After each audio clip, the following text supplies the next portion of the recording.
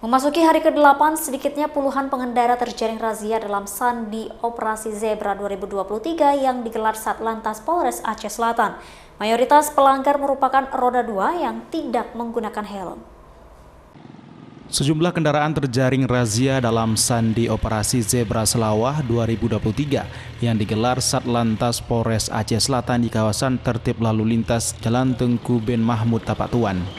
Operasi dengan sistem hunting ini menyasar roda 2 yang tidak menggunakan helm SNI dan melawan arah maupun kendaraan roda 4 yang tidak mematuhi peraturan lalu lintas.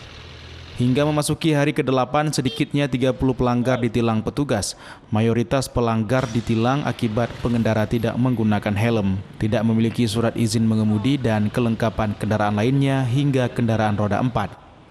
Selain penindakan, Satlantas Polres Aceh Selatan juga melakukan sosialisasi keselamatan berlalu lintas bagi pengendara, guna menekan angka kecelakaan di jalan.